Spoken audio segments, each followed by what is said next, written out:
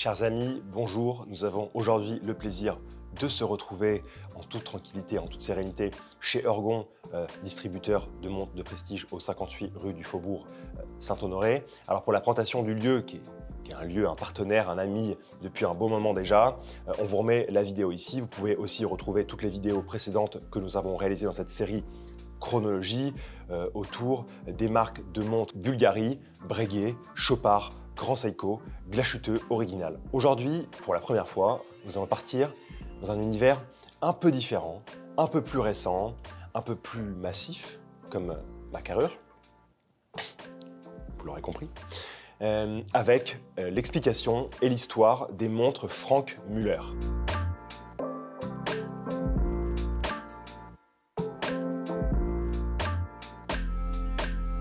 J'imagine que Franck Muller est un nom suisse que vous avez déjà entendu quelque part à un moment ou un autre, mais en tout cas, les fondations de Franck Muller remontant au début des années 90, je veux dire pour la marque, mais pas pour l'histoire des hommes qui sont derrière cette marque, je pense que vous avez déjà entendu le nom quelque part. Franck Muller, c'est la rencontre entre deux hommes. On va commencer évidemment par Franck Muller, puisque la marque s'appelle Franck Muller, c'est tout naturel. On va un peu le pousser, quand il est plus jeune, à faire des études d'horlogerie.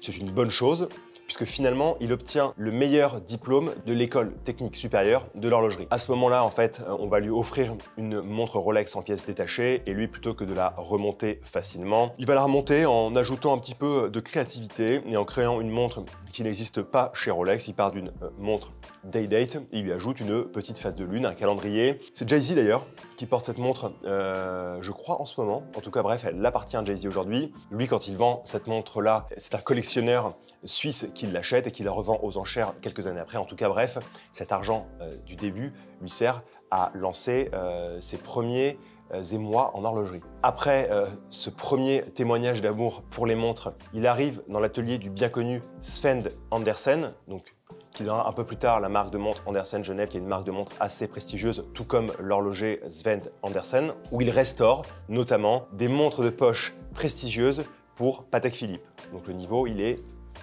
bien élevé. Franck Muller commence dès le début des années 80 à produire ses propres complications pour son bon plaisir, il a bien raison, avec pour but final de commercialiser ses calibres. Donc ça, c'était pour Franck Muller le pilier de la marque, la première personne dont je voulais vous parler. Maintenant, je vais vous parler de Vartan Sirmex. Alors je ne sais pas trop comment ça se prononce, c'est Vartan, mais en tout cas de Vartan Sirmex, qui est la deuxième personne importante pour comprendre Franck Muller. Plus jeune, il devient sertisseur pour des créations joaillères, mais également pour des boîtiers de montres. Il va commencer notamment à travailler très rapidement pour Cartier, donc c'est évidemment assez exceptionnel et assez prestigieux. Et un peu plus tard, il collaborera avec le célèbre horloger Daniel Roth pour ses créations. Donc voilà, un parcours aussi assez intéressant et tout de suite bien puissant. Du coup, quand ce sertisseur de boîtiers et ce faiseur de merveilles sur les boîtiers veut compléter son aventure, il aimerait bien fusionner avec un horloger pour proposer des montres. Alors la rencontre avec Franck Muller est assez naturelle et en 1991, il s'associe pour créer l'entreprise TechnoWatch. Alors cette rencontre, elle est explosive parce que la création a lieu en 1991. En 1993, on produit déjà 300 pièces par an et en 1994, 3000. Donc vous voyez que la demande explose et nos deux fondateurs en sont ravis. Entre les deux, en 1992, la première collection apparaît avec 7 modèles, dont 4 premières mondiales et la montre bracelet la plus compliquée du monde. Un peu plus tard, la société se renomme Franck Muller Watchland, en rapport avec leur nouveau lieu d'activité. En fait, ils ont repris un manoir et après, ils ont fait construire dans le même et très joli parc leurs manufactures respectives. Et ils commencent en fait du coup à produire toutes les montres ici et ça devient un peu, entre guillemets, le plus beau parc d'attractions de l'horlogerie. C'est pour ça que ça s'appelle Watchland, pour dire que voilà, il y a plein de choses qui naissent de créatives sur ce lieu. Donc c'est Franck Muller Watchland. En 1998, la marque inaugure même son propre salon, le World Presentation of Haute Horlogerie WPHH.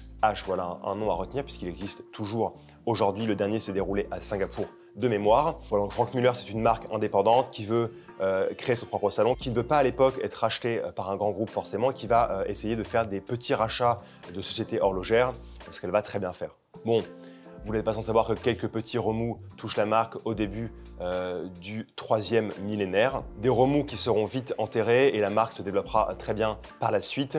On note évidemment en 2012 que Franck Muller sort complètement de sa marque, mais qu'il est toujours présent pour la représentation, pour les explications, etc. Mais c'est une information à connaître. Et si on parle de Franck Muller aujourd'hui, c'est plus de 600 collaborateurs, et pas seulement en Suisse, et toujours une identité qui se remarque et des complications qui font rêver. Chez Orgon, c'est la complication Vanguard qui est à l'honneur et dont je vous parlais aujourd'hui. On retrouve la forme tonneau très identitaire de la marque, qu'on voyait déjà évidemment dans les premières pièces des années 90, et la forme curvex des montres, c'est-à-dire qui épouse le poignet. Donc on parle vraiment d'un boîtier qui a entièrement été réalisé avec cette forme convexe, et du coup qui s'associe très bien sur les poignets, même si les tailles des montres Franck Muller sont aujourd'hui un peu importantes. En tout cas, elles sont très agréables au poignet, et si on ajoute à cela le fait que le bracelet soit parfaitement intégré à la boîte, en fait on a l'impression d'avoir un bijou au poignet, plus qu'une montre. En tout cas, on ne la sent pas. Alors dans cette collection Vanguard, on trouve tout d'abord des modèles classiques. Les index en relief semblent danser sur le cadran. C'est très important de dire que ces index qui sont en applique ont été finis à la main et peints à la main, parce qu'en fait vous avez l'index en volume et à l'intérieur de la peinture qui a été appliquée. On apprécie également que ces index assez jolis, assez impressionnant, qui semble s'étirer, s'organise autour d'un cercle central où on retrouve évidemment les mentions Franck Muller et la collection Vanguard. Alors on trouve différentes finitions sur ces boîtiers, à la fois de l'acier poli comme de l'or rose brossé, particulièrement ce qui est pour moi une préférence, parce que du coup, l'aspect un peu mat du boîtier nous fait nous concentrer davantage sur le cadran qui est très joli, mais ça c'est un avis très personnel. L'autre caractéristique de ces montres, c'est que au-delà du boîtier de forme tonneau et incurvé, on a en fait sur les côtés une incursion de matière qui renvoie à la couleur du cadran et permet un peu de casser la monotonie d'une trop grande surface sans rien du tout. C'est d'ailleurs sur cette partie-là qu'on trouve la couronne avec ses épaulements. Mais Vanguard sont aussi des montres squelettes. Alors, vous savez très bien, je suis un peu un fou furieux des squelettes. Le squelette n'est pas juste on enlève des petits morceaux du mouvement et basta, ça fait un squelette, c'est magique, choc à pic, magicien, etc., etc. Pas du tout. Pour créer un mouvement squelette, il faut partir d'un mouvement original et l'ajourer. Mais le problème, c'est que si on ajoure un mouvement, les lois de la physique s'appliquant, on peut le fragiliser. Et donc, il faut faire des calculs assez incroyables et des modélisations 3D dans tous les sens pour arriver à avoir le retrait de matière le plus efficace sans que ça modifie la structure du mouvement. Et ça, Franck Muller sait très bien le faire.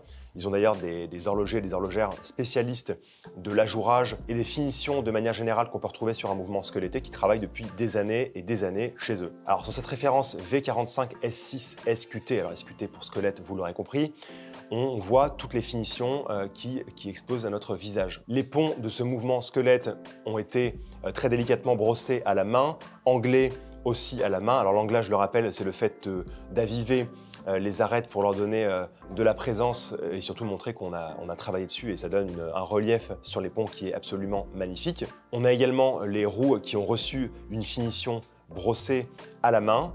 Donc voilà, en fait, tout ce petit manège de finition se retrouve très bien et se voit davantage dans un mouvement squelette, ce qu'on apprécie, et qui permet ici de mettre en avant les organes vitaux de la montre. Je pense évidemment au balancier qui se trouve environ à 9 heures sur le cadran et à la petite seconde à 6 heures. Un mouvement qui a reçu 2 barillets, alors on ne voit pas forcément quand on regarde la montre parce qu'ils ont été mis l'un sur l'autre et qu'ils sont très fins, mais du coup ces 2 barillets nous offrent une réserve de marche assez exceptionnelle de 7 jours. Pour rendre hommage à Franck Muller, l'homme des complications, on trouve aussi dans la collection Vanguard des grandes complications et évidemment la présence d'un tourbillon. Alors évidemment, pas n'importe lequel des tourbillons quand on parle de Franck Muller. Elle s'appelle la Vanguard Gravity et elle dévoile en fait une cage de tourbillons très particulière, complètement décorée, qui ressemble au choix à un papillon qui aurait fait un enfant avec une fleur. Enfin voilà, c'est très poétique tout ça, mais ça donne à peu près le design que vous pouvez voir sur les plans vidéo de cette Vanguard Gravity. Et en fait, contrairement à un tourbillon classique, entre guillemets, où le balancier est enfermé dans une cage qui fait la taille grosso modo du balancier et donc du coup qui tourne juste sur lui-même.